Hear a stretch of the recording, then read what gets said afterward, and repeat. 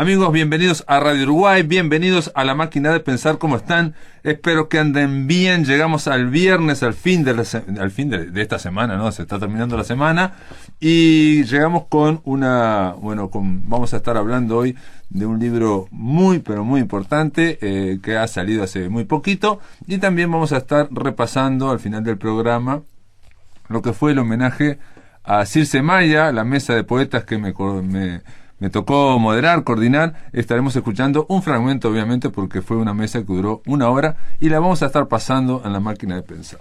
Pero muy bien, comienzo, quieren las cosas, así que vamos a darle una bienvenida a un conocido de La Máquina de Pensar, Roberto Aprato. ¿Cómo andás? ¿Andás bien? Muy bien, por suerte. ¿Vos? Muy bien, Roberto, porque acabo de terminar de leer, ayer terminé de leer El origen de todo. Es un libro editado por Criatura Editora y es la última novela de Roberto. Sí, es verdad. La última, mientras no se publique la próxima, que ya tengo ahí, ¿no? Ya la tenés terminada. Impresionante. Sí, Aprato es una máquina de escribir realmente. Sí. Su segundo nombre debería ser Remington. El origen de todo. Roberto Aprato, esta es todo sobre mi madre, dijo Jaime todo Clara en la sí. entrevista que te hizo, muy linda entrevista que te hizo Jaime Clara, y parafraseando ya Almodóvar. ¿Por qué? Porque el origen de todo, el centro acá, es tu madre, un retrato de tu madre, ¿no? Tratar de hacer un retrato, ¿no? Sí. Eso fue el intento. Y bueno, me alegro de que, primero que me llevó 3 años. Me llevó 3 años en el medio de todo. Por supuesto, yo estaba escribiendo otras cosas, pero iba y venía con esto. También tuvo muchas correcciones y reescrituras, como siempre. Y bueno, y al final quedó, y yo quedé contento con lo que quedó, ¿no? Quedó muy condensado. Tenemos que decir que, digamos, esto está dentro de tu escritura autobiográfica, aquella que comenzaba con, no sé si comienza, yo digo lo que yo leí, íntima, que era el retrato de tu padre, después 6 de noche, que era un poco los 11 años de la dictadura, 18 Yaguarón, que yo no leí, después Por si fuera poco, que tiene que ver con la separación, con el divorcio, con la ida de tus hijos a Israel y el fallecimiento de tu madre.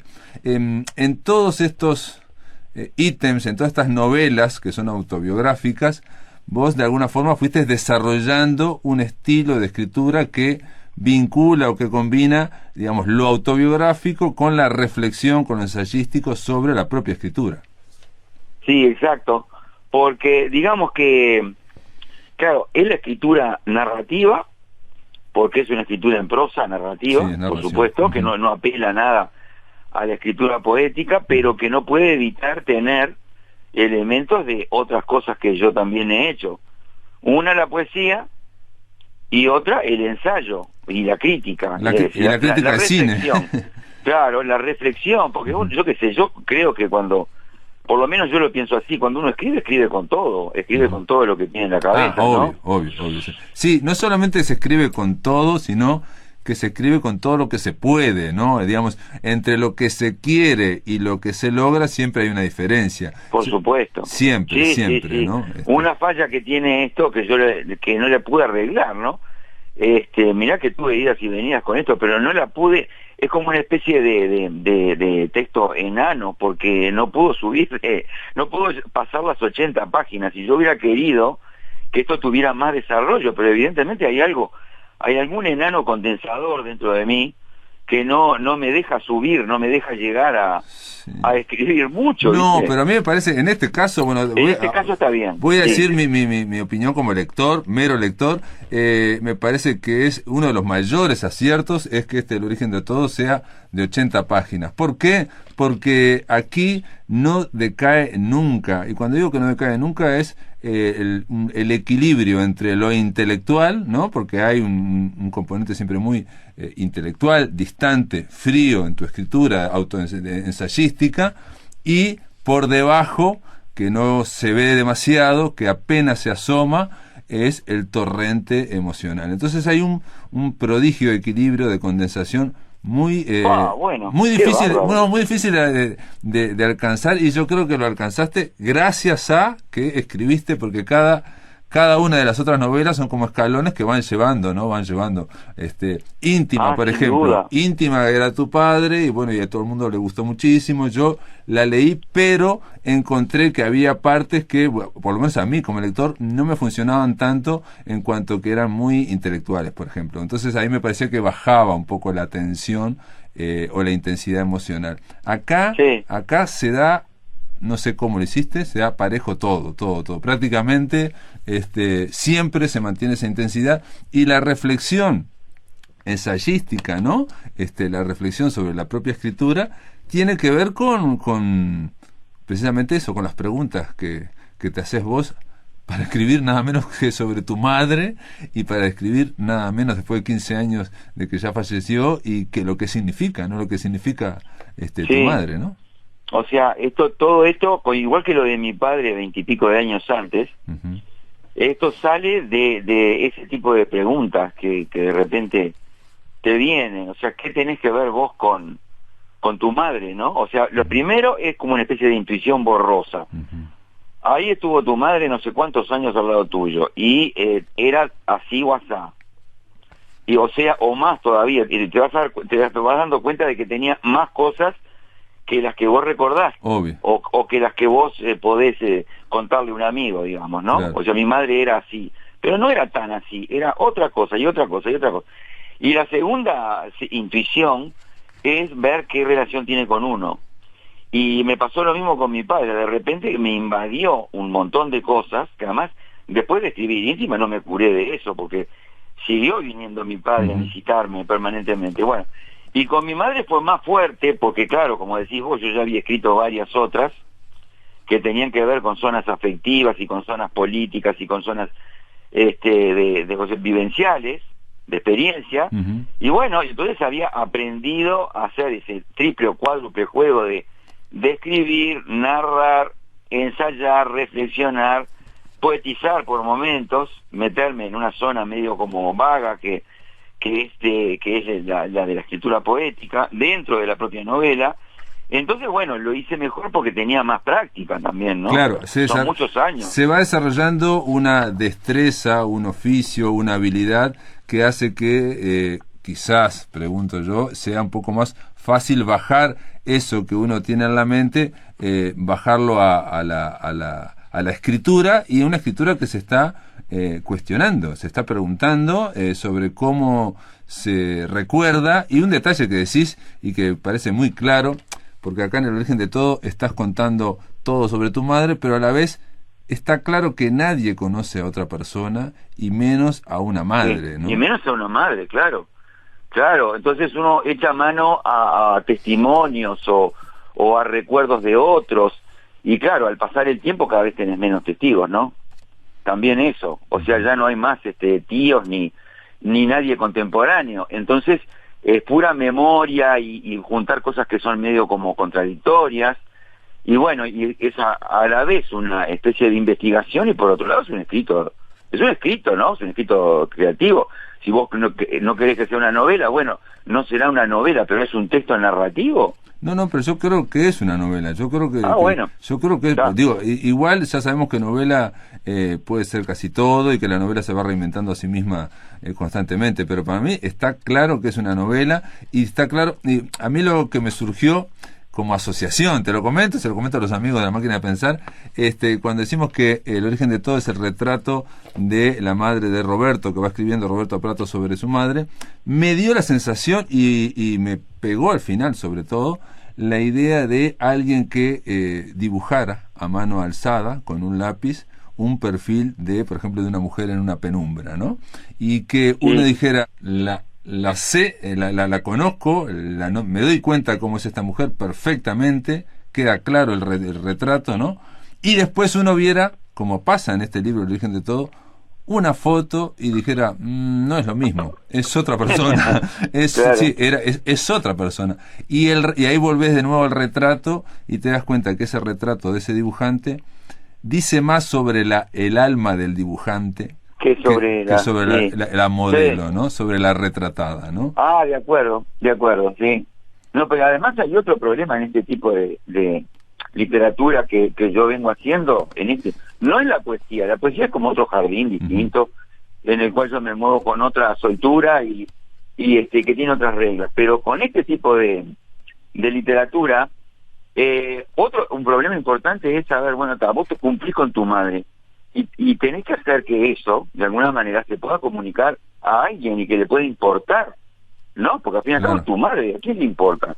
Exacto, es una cuestión completamente doméstica, sí, lo decís, está escrito ahí. Bueno, el tema es que, como todo, cada vez que uno escribe sobre sí mismo, lo primero que ocurre en este retrato, por ejemplo, en El origen de todo, es que inmediatamente uno piensa, cada lector va a pensar en su propia madre, ¿no? En la relación que tiene, el desconocimiento, el conocimiento que se tiene, la parcialidad, porque uno la ve como en un rol, ¿no? Eso es lo primero. Es lo primero que aparece, ¿no?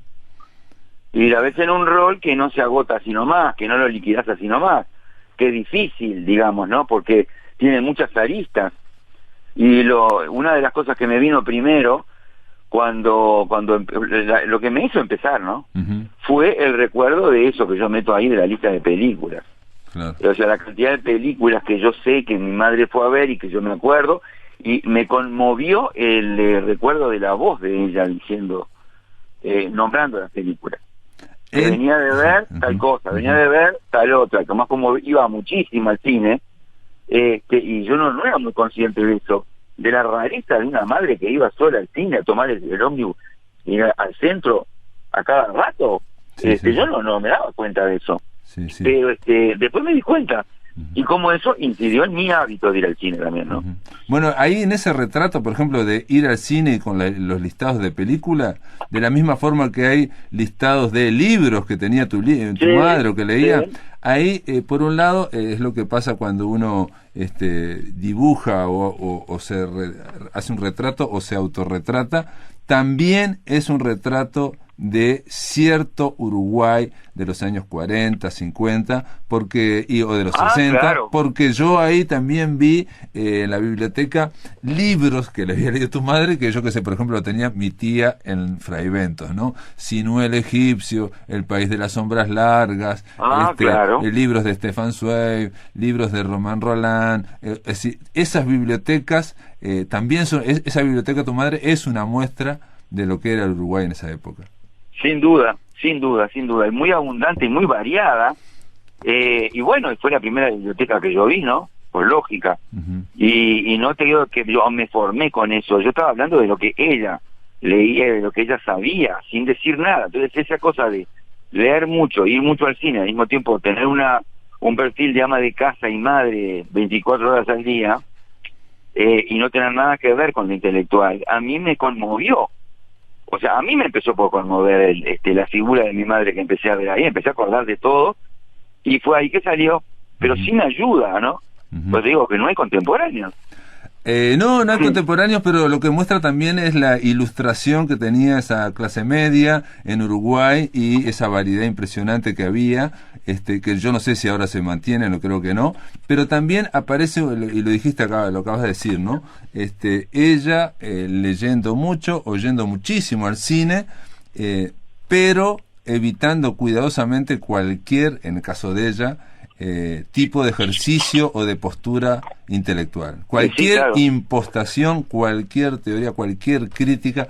Yo conozco gente que leía la crítica del País, en fin, pero en el caso de ella aparece con la contención de cualquier exceso, ya sean los sentimientos o, en el caso del cine, claramente en cómo haces para no analizar una película pero a la vez decir que es buena. Sí, y tenerla y saber y transmitirte a vos y a los que, bueno, a mí y a mis hermanos, ¿no? Pero sobre todo a mí, que a lo mejor a mis hermanos en otro momento, pero eran mayores que yo, pero digo, que me transmitía a mí la certeza de que eso era bueno. Sí. La certeza, no es que había ido a ver a cualquier cosa. Sí. Y no solo la certeza, al decir esto es bueno, está generando ella misma también un perfil, un gusto, ¿no? Que parece mentira, porque en su momento fue muy, se habló muy mal del impresionismo, del gusto en la crítica, ¿no? Que había que ser científico, bla, bla, bla, pero ella está dando algo que es súper coherente Y el libro, lo increíble es que el libro, la narración, también refleja esa contención. Por eso yo decía lo de las 80 páginas. Sí, bueno, sí, puede ser, está bien, sí. La condensación, ¿no? La condensación, voy a decir que la contención del sentimentalismo, la aversión al sentimentalismo, o a la efusión del sentimiento, que tenía que ver, en el caso de ella, aparte, como si fuera una investigación, uno lo va leyendo, obviamente lo va leyendo como un voyeur, ¿no? Como si fuera un mirón, como si pudiera mirar en la infancia de Roberto Aparato, y yo, por lo menos, iba tratando de buscar explicaciones a esa personalidad, ¿no? Y la primera explicación que pensé fue, esto tiene que ver con alguien. Ella era hija de un gerente de banco, ella se crió en el interior junto a sus hermanos, estuvo en varios departamentos. Entonces pensé, esto es una persona que se crió en el interior y que después viene a Montevideo y obviamente está como un poco avasallada por Montevideo, o por el doctor Aparato, médico pediatra, que era tu padre, que era efusivo. Pero esa fue mi primera hipótesis. Después va cambiando, en este libro increíblemente va cambiando, que parece tan corto pero es tan profundo, y aparece no solo que su ascendencia en Tacuarembó, en Paso de los Toros, sino su ascendencia inglesa. Sí. La ascendencia inglesa que bueno, que a mí ella me dijo algunas cositas, pero que yo fui averiguando por otro lado también, ¿no? Como que lo tenía ahí guardado, o sea, esa parte de su vida no funcionaba mucho para ella, pero la tenía. Existía, exactamente, claro. Estaba claro. En su ser, en su soledad, en su retracción, esa contención, en esa condensación, en hablar lo justo, ¿no? O ser un poco, o retasear un poco la información. Y acá estamos hablando de ingleses de Mina de Corrales, por ejemplo, tu tío abuelo. Sí, hace unas semanas hablé acá con Carlos María Domínguez de la breve muerte de la novela que se llama Valdemar Hansen, editada por Planeta, y ahí aparece también Minas de Corrales, Davison, y yo le dije, el segundo apellido de Roberto Aparato es Davison, y capaz que son parientes. Y era, sí. Y hay una anécdota ahí que cuento yo de la viuda de Francisco Davison, que retaba a mi abuelo, y que ese era un recuerdo que me quedó, y bueno, lo metí, ¿no? Porque mi madre tenía mucha memoria además, y era muy fotográfica también cuando contaba cosas, ¿no? Y esa es el único rastro que había quedado de esa familia de los Davison de Minas de Corrales. Y la enfermera, la mujer que era la enfermera, que fue la primera nurse del Uruguay, ¿no? Sí, él era médico, ¿no? Médico, ¿no? Sí. Y ella era nurse. Era médico uruguayo que mi bisabuelo lo mandó a estudiar a Edimburgo, se recibió de médico allá, vino acá con una compañía francesa de extracción de oro, y bueno, y ya se habían noviado con esta mujer, con esta que era nurse inglesa, ¿no? Ann Packer, y se vino para acá y se quedaron acá, y estuvieron ahí en Minas de Corrales muchos años, ¿no? Y bueno, la calle principal es Davison, parece, hay una farmacia Davison, por lo que están contando. Seguro, es como un héroe en el pueblo. Exacto, sí, hay los dos, él y ella. Él y ella. Y ella, como dama victoriana, diciéndole a tu abuelo, eso es un cuento de tu madre, diciéndole que cómo puede ser que tus hijos te tuteen, ¿no? Sí, exacto. Esa idea de británica. Y ahí volvemos a lo británico, que aparece como también de la contención, ¿no? O sea, o de cierto distanciamiento. Por ejemplo, yo te conozco, bueno, vos has estado mucho en La Máquina de Pensar, y me contaste una vez, por eso digo que la obra de arte, que es el origen de todo, tiene que ver con cómo está escrita, no solo con los datos que estamos contando, ¿no? Exactamente, es lo que yo creo. Los datos que estamos dando acá solos no hacen esta novela, ¿no? Por ejemplo, este dato, que vos a los 5 años, tenías 5 años e ibas a aprender inglés solo, o tenías 8 años y cruzabas la Rambla y ibas a nadar. Eso me lo contaste en algún momento acá en un pasillo de la radio, y a mí me sorprendió mucho, era muy chico, no sé cuánto, pero no deja de ser un dato totalmente aislado y que cada uno interpreta, ¿me explico? Pero aquí da cuenta de una personalidad, de este retrato que estás haciendo de tu madre. Sí. Ahí me di cuenta, claro. O sea, cuando empecé a juntar dato por dato, esas cosas aisladas, empecé a convertir todo en una unidad, ¿no? En un texto, justamente, lo convertí en un texto. Y entonces empecé a escribir a partir del parecido y de lo que yo veía de la personalidad de mi madre en relación conmigo. Y de cómo, bueno, ella me crió así también, ¿no?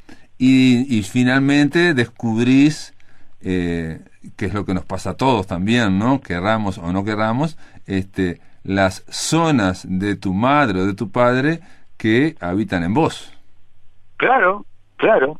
Que se reflejan en vos. Es que claro, y que con las cuales yo recién con esta novela, digamos que puedo dialogar, ¿no? O sea, con cierta distancia, y después de pasado el tiempo, yo me doy cuenta de la cantidad de cosas que tenemos en común, ¿no? Que yo aprendí de ella, porque no es solamente que ella me haya mandado información, sino que yo la aproveché, digamos, ¿no? Que yo me nutrí de eso, yo también iniciativas para agarrar cosas de ella, ¿no? No, y también hay otra cosa que se aprende como, no sé si como por ósmosis o por imitación o lo que fuere, que es lo que hace que al final de nuestra vida, o bueno, cuando pasemos la mediana edad, ya nos parecemos cada vez más a nuestro padre, ¿no? Sí, a todo lo que peleamos. Sí.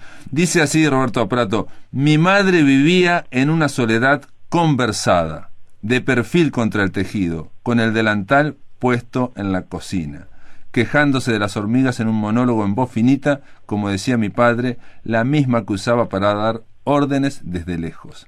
O sea, está dando órdenes desde lejos, sí, en una soledad conversada, en una retracción. Hay un detalle impresionante también, que en los años 40, antes de que nacieras vos, ella, que era una que tocaba el piano, vende el piano. Sí. Vende el piano, era concertista, vende el piano y lo cambia por un electrodoméstico. A mí ahí se me representó, por ejemplo, Felisberto, también cuando vende en los años 40, sí, claro, el piano y se dedica a escribir. Para mí, también, insisto, como si yo estuviera leyendo un thriller, una investigación, ¿no? Digo, ella vendió el piano para dedicarse a sus hijos. Lo cambió por un electrodoméstico cuando nació el primer hijo ya, ¿no? Sí. Pero son análisis, son deducciones que puedo sacar yo como lector, o lo puede sacar otro como otra persona. Sí, claro. De hecho, vos decís en este retrato, y eso está brillante, lo contrastás con visiones de tu madre que tenía tu hermana, por ejemplo, Carmen, ¿no? Que es diferente, o sea, el retrato de ella era totalmente distinto. Y lo mismo que pasó cuando escribí Íntima con mi padre, ¿no? Cada uno tiene su padre, cada uno tiene su madre dentro de la misma familia, eso es así. Es impresionante, ¿no? Tenés otras lecturas, te agarrás otro, igual que es lo mismo, vos la vida y la literatura, te digo la verdad. Claro. No, y ahí aparece lo que empezamos con esta conversación. Es imposible conocer a una persona totalmente, ¿no? Del todo no se puede. Es verdad, sí. También ese mismo desafío de meterse en algo que sabés que no vas a dominar y que solamente vas a agarrar lo que podés agarrar, es lo más lindo de todo, ¿no? Es lo que a mí me hace escribir. Porque si no, ¿qué gracia tiene? Sí, ¿no? el mismo hecho que, digamos, estamos conversando acá del origen de todo, y todo esto que estamos hablando es como una vuelta a la manzana. Nunca entramos a la novela porque la novela va más allá de estos elementos, o va más allá de estos datos que estoy dando.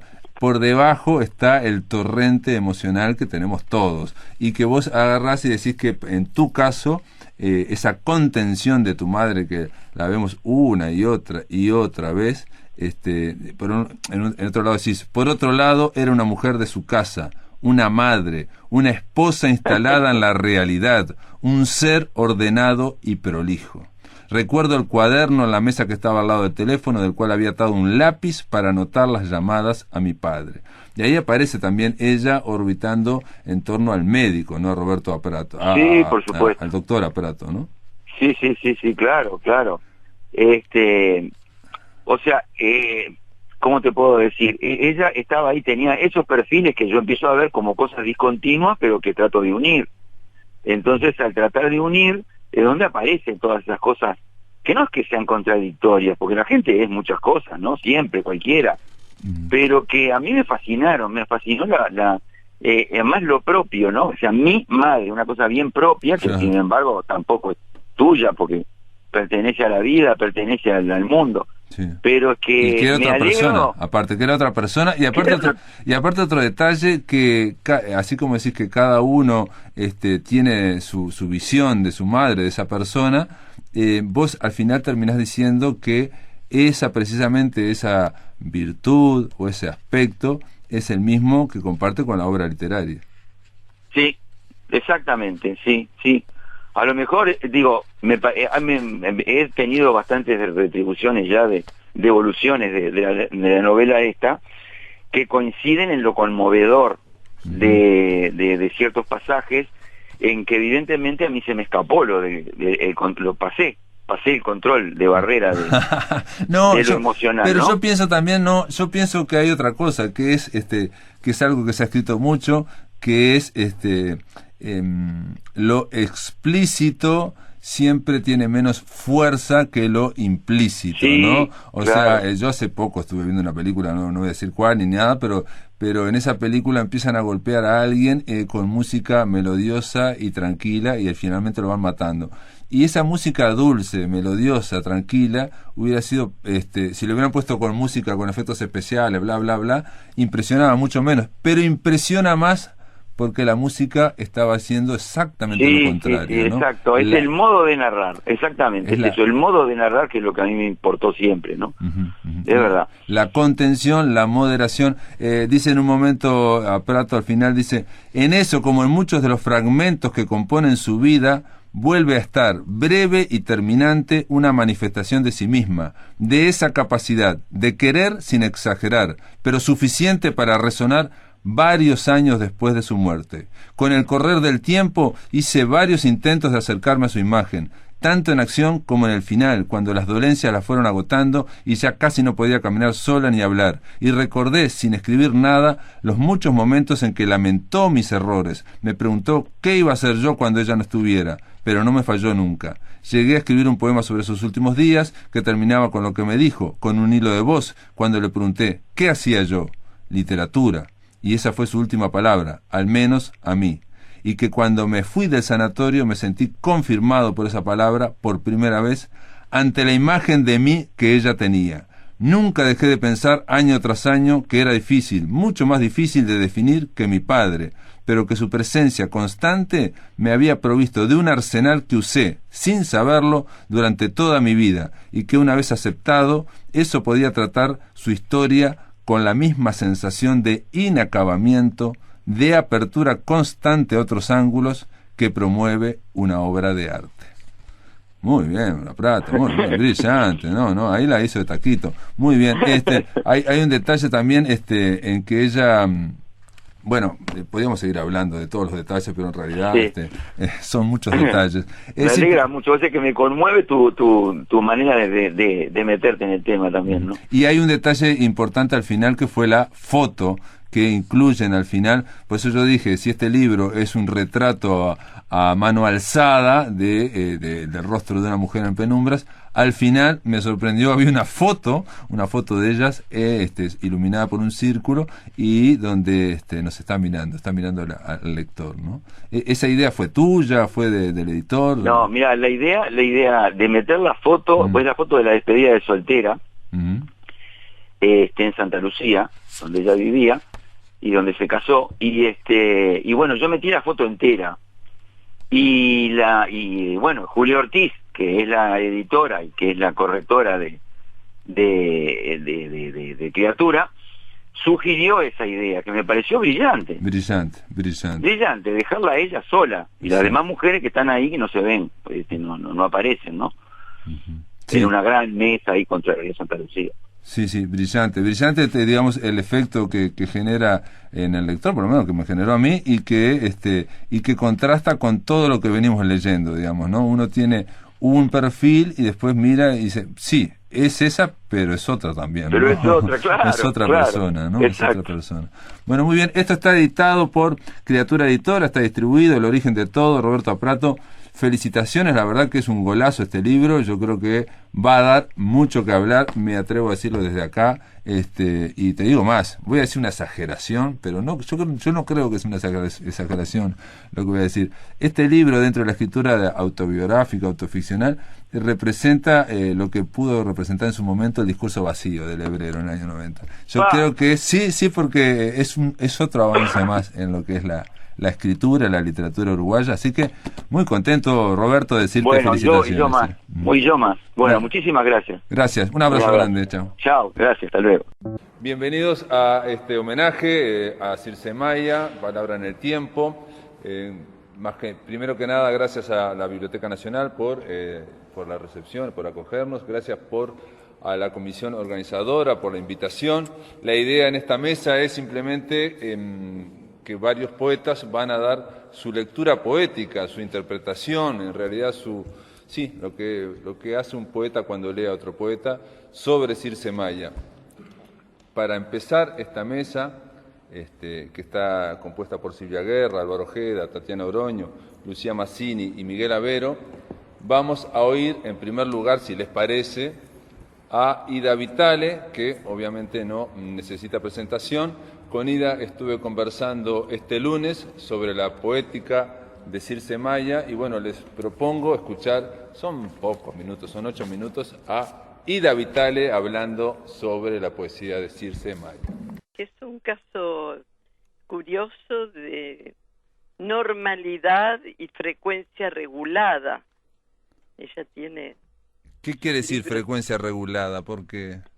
que sus libros salen cuando empiezan a hacer falta. Salen cada tanto. A ver qué te parece este poema, que no sé si es de Circe, porque yo sé que lo creó Circe a partir de una charla que escuchó de su nieto. Se llama Juego de Niños con Agustín, y dice así: veo, ¿qué ves? Veo algo rojo, o amarillo, o azul. De pronto, veo algo de color transparente. ¿El vidrio? No, el vidrio no. ¿Qué? El aire. ¿Qué entonces? Dice. Y el chiquilín dice, las palabras. En ese mismo instante, dice Circe, agrega, en ese mismo instante alzaba al vuelo la palabra vidrio con todas sus vocales transparentes. Es muy bonito, muy en el estilo de Circe, que salta de lo cotidiano a lo más trascendente. Hay otro en que habla de la transparencia, del vidrio y del aire, obviamente. Mirá la casualidad. Bueno, claro que yo un poco he tenido tiempo, pero muy poco, porque mi llegada ha sido bastante complicada. De ver, creo que tengo prácticamente toda la obra de Circe, porque incluso este tomo grande, la obra poética, Rebeca Linke, editora. Sí, bueno, la editora, sí, Rebeca yo Linke. Me quejaba de falta de páginas literarias, pero ya es algo que surja una editora, y además editora mujer. Sí, bueno, son 3 editoras. Rebeca Linke es el nombre de la editorial, ¿no? Son 3 editoras en torno a este personaje de la mujer desnuda de Armonía Sommer, que se llamaba Rebeca Linke. Hay que decir, lo que dijiste me parece muy importante, Ida, porque es eso el cerno de la poesía de Circe. Una situación cotidiana, en este caso unos niños que están jugando al veo, claro. Y al final, de repente, una inflexión, y se habla de otra cosa que es superior, que nos sobrepasa, o que sobrepasa a la voz poética.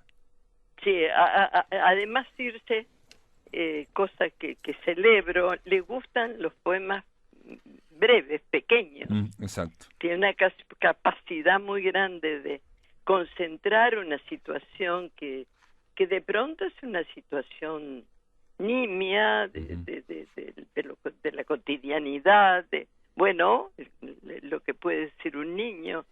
Y luego, acá tengo un poema que se llama Una horrible impresión. A ver.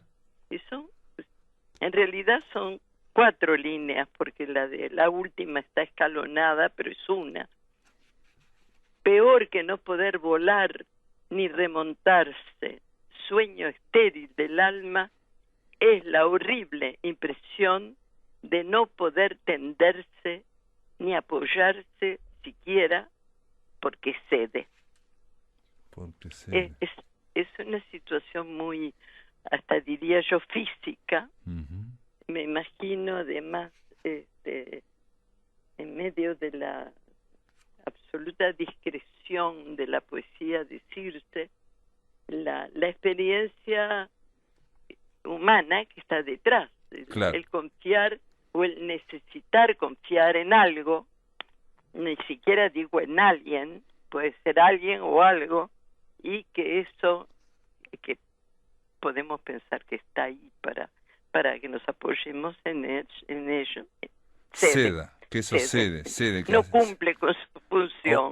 O afloja en el último momento. Claro, y no necesita muchas estrofas para plantearnos una situación que nunca es tremendamente trágica, pero es siempre tiene su filito de pena, de tristeza. Acá ella habla de horrible impresión. Claro, porque la idea de que no solamente no nos apoye, digamos, alguna fuerza superior, sino la idea de que la realidad también en algún momento ceda también, la realidad, ¿no? O la humanidad. O la humanidad, ¿no? Sí. Claro. Bueno, sí, a mí siempre me ha asombrado en Circe esa mirada cercana. El ojo mira inmóvil, me acuerdo que dice en algún momento, pero el ver no las grandes catástrofes ni plantearlas con términos así muy llamativos, sino con un lenguaje que es el de la cotidianidad. Creo que un lector de Circe nunca necesitará ir a buscar una palabra al diccionario. Claro. Son las palabras nuestras de todos los momentos, aunque claro, ella de pronto se plantea, tiene bastante cerca todo el mundo científico, es decir, una observación que no es solo la observación del momento, sino que está apoyada en una reflexión, en un discurso de más categoría, digamos. Sí, bueno, es profesora de filosofía también, ¿no? Claro, pero por suerte ella escribe como un ser humano con experiencias. Nunca tampoco nos abruma con una cosa que muchas veces pasa con algunos poetas. Sobre todo pienso en poetas europeos, no sé, no tanto los poetas latinoamericanos, que buscan mucho como una mayor importancia por el respaldo científico de un tema que de pronto es un tema simple, que se nos plantea a cualquiera, ¿no? Es cierto, para ella sin trascendencia, claro. Sí. Sin trascendencia. Sí, para ella todo es una dualidad, ¿no? O sea, no hay dicotomías tajantes, ¿no? No. Cuerpo, mente, luz, sombra, todo bueno, tiene también una hay dualidad. Trascendencia. Lo que pasa es que dicha opuesta a la medida humana, claro, o a la medida del lector común, ¿no? No hay que hacer un curso para leer a Circe. Simplemente hay que responder. Hay que leerla. leerla. Estoy de acuerdo, Ida. Sí, no hay que hacer ningún curso de poesía para poder leer a Circe Maya. Estamos de acuerdo, sí, de acuerdo. Tampoco ella, sí, bueno, de pronto puede citarnos a Anaxágoras, a Platón, porque bueno, eso es en realidad el otro mundo de ella, ¿no? No es solo lo cotidiano, lo familiar, sino la cultura, que en este caso se agradece que está puesta al alcance de todos, digerida. Exacto. Bueno, la palabra es un poco demasiado fisiológica. No, está integrada en esa poesía. Está integrada, mejor palabra. Exactamente. Ida Vitale, gracias por estar en La Máquina de Pensar, gracias por, digamos, darnos tu parecer en torno a esta poeta que se llama Circe, y que yo sé que a Circe le va a encantar escuchar tus palabras. Bueno, pensará que es muy poco. Te mando un abrazo grande. Sí. Bueno, gracias. Hasta luego. Bueno, esta era Ida Vitale, amigos. Ahora vamos a darle inicio a esta mesa. Bueno, Ida también de alguna forma la comenzó. Si quiere, empezamos con Tatiana, ¿les parece bien? Bueno, Tatiana Oroño, poeta también, tampoco necesita presentaciones, profesora de literatura, investigadora asociada a la Academia Nacional de Letras, ha realizado curadurías de arte y ha ejercido y ejerce crítica de artes visuales, ha ganado los premios Bartolomé Hidalgo en el 2009 y Juan José Morosoli también en el mismo año, y ganó el Premio Nacional de Literatura en Poesía por El Libro de Horas en el 2019, ha sido traducida al francés, inglés, italiano, portugués. Con ustedes, Tatiana Oroño. Bueno, primero voy a leer El medio transparente. Lo mejor sería no pensar demasiado en ellas, las palabras. Ellas vienen así o de otro modo y no es tan importante. Vidrios, ventanas son y habría que limpiarlas con cuidado por eso. No pintarlas. ¿Qué verías detrás? Y no adornarlas. Por mirar el adorno en la ventana no miraste hacia afuera. El más breve vistazo hubiera sido al menos suficiente para dejar entrar la luz del otro lado. Sí, esa luz de afuera sobre un rostro que pasa. La convocatoria en la que estamos, que nos trajo aquí, me obligaba a arrancar sin preámbulos con la lectura de este texto. Cuando pensé, vamos a conversar sobre qué incidencia tuvo en nuestra obra, la obra de Circe, este texto. Porque la poesía de Circe fue la ventana limpia que me enseñó a mirar y a ver fuera de mí, alrededor, a rescatar la dignidad de lo pequeño e incluso incidental, con lúcido cuidado y con atenta ternura. ¿Se escucha bien? Yo tengo la sensación de que esto es un obstáculo. Cito: en el vaso con agua el gajo verde, las flores blancas. Entre amarillo y blanco el aire vibra. En verde y amarillo descansa el agua, el gajo verde, las flores blancas. Envolvente tibieza vive y reposa en el vaso con agua. De En el tiempo, el gajo verde. Cito de nuevo: sobre el mantel, después de haber comido, nos habíamos ido ya todos de la mesa. Qué presencia tan fuerte de realidad y reposo.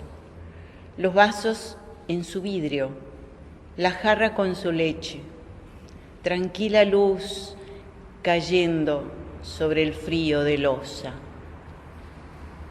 Los remansos, también de En el tiempo. La lección de Circe me iría enseñando que lo más hondo no es íntimo, o en todo caso, que la poesía, si bien irradia desde un centro íntimo, es mirada que nos lleva al exterior. Eso creo que parece decir también un poema mío, escrito 20 años después de haber leído esos que cité. La verdad es así, la ventana y la mesa. En el mantel la luz tendida de la tarde, arropada la luz del día en la casa. Si el poeta es un traductor, como sostiene ella, si él, la poeta, es quien te abre paso al universo de otra lengua, a otra inflexión nueva de mirada al mundo, al hallazgo de otra manera de ver y estar en ese mundo, traspuesto, desdoblado, el mismo y otro, en el uso de una lengua que es la misma y otra porque es la lengua para asirse de la conversación con más calidez y más intensidad. Si esto es así, Circe fue quien me tradujo tempranamente el mundo cotidiano a la cifra del detalle percibido y a la del detalle presentido, con la transparencia de su palabra en el tiempo sostenida en el aire diáfano del diálogo. Digo diálogo porque por su poesía supe, y voy a citar el primer verso de su primer libro, Plumitas. Si cuando cae la tarde te sientes triste y el son de las campanas tu pena agranda, piensa en tu madre y verás la alegría que sientes en el alma. Digo que supe por esa poesía al principio infantil, que es la primera que leí cuando yo también era una escolar, que me estaba abriendo camino a una comunidad de escribas capaces de operar transformaciones en el mundo defectuoso, mutilado, sombrío de mi segunda infancia. Porque fue entonces que la empecé a leer, con túnica y moña azul. Con túnica blanca y moña azul empecé a leerla, ¿no? ¿Y cómo fue? Era por la vía de una voz que me hacía destinataria de una visión piadosa ante las fenomenologías de las fragilidades y las pérdidas, y que como un chucho de frío era recorrida por la conciencia de la caducidad del ser y el tiempo. Eso estaba en su primera poesía. Y había un texto inspirado por un ramo de rosas que decía: el tiempo todo marchita, hiere o mata. Seguía, ¿no? Lentamente, tristemente, murieron mis rosas blancas.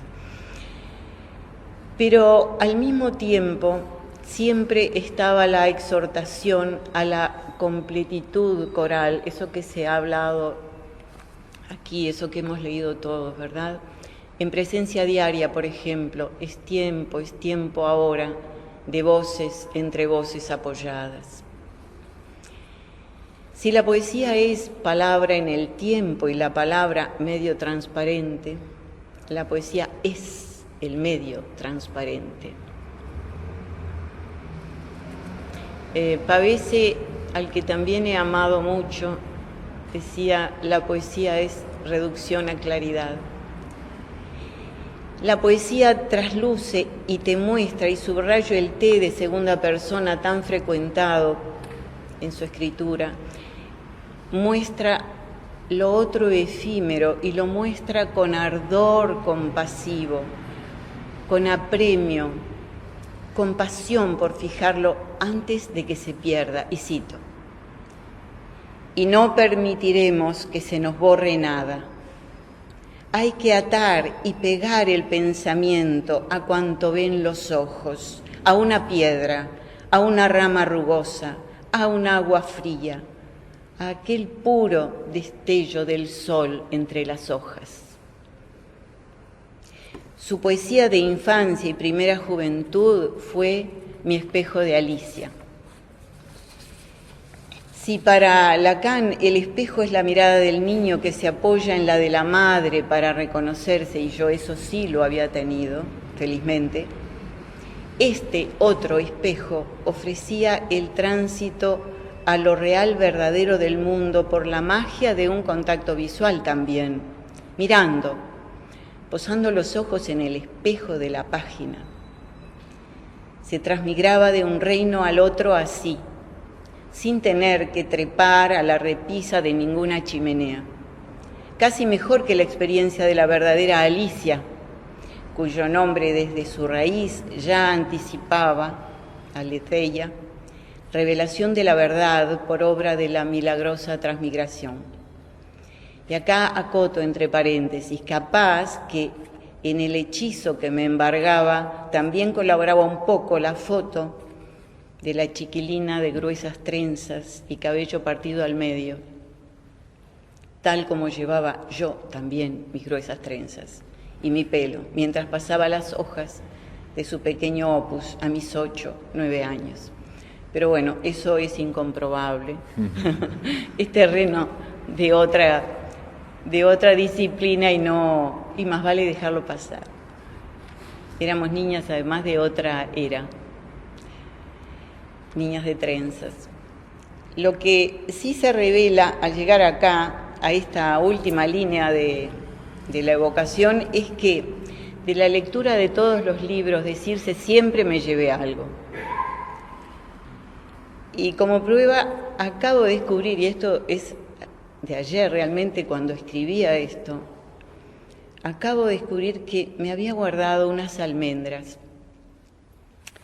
Venían envueltas en un verso de sus plumitas que decía: con un suave perfume de almendras.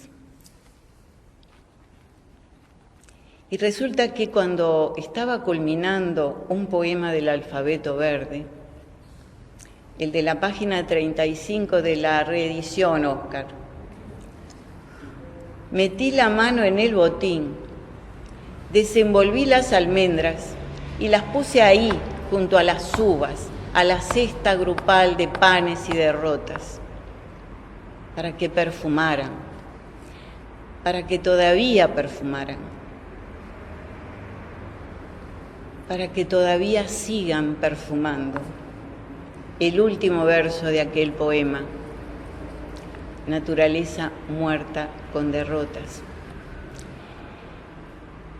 Entonces no se llamaba así, se llamaba Razones, pero vaya sorpresa, una vez que noté esto, que estas almendras que cerraban el poema eran aquellas que venían en el inconsciente casi, pero reproducían, repetían las almendras del suave perfume, que en el poema venía acompañado por un voto funerario, porque decía: y dormirse soñando, soñando un sueño tan largo que nunca despierta. Pero aún perfumaban para mí en la memoria las almendras, y las dejé allí. Y bueno, son unas almendras que desafiaron airosas las hoces, y estoy usando un vocablo que está en la poesía de Circe, está en cursiva, las hoces del tiempo y sus destrucciones. Porque, para mejor, ese es el poema que cierra el libro que se publicó este año en Estados Unidos y el que le da título al último libro mío, en el 2020, ¿no? Un poema que fue editado en el 44, algo que tiene que ver con lo que hablaban hoy, ¿no? Respecto a la resistencia, ¿no? A la resiliencia, a la sobrevivencia. Bueno, digo solo esto a propósito de estas almendras tan vivas, que, bueno, no son otra cosa que obra de una poesía nacida, de una mirada lúcida, límpida, cuyo hacer la ilumina, como esa mujer, la del cuadro de Vermeer, que en el poema es despertada por un llanto, a la que despierta un llanto en el poema. Nada más, gracias. Esto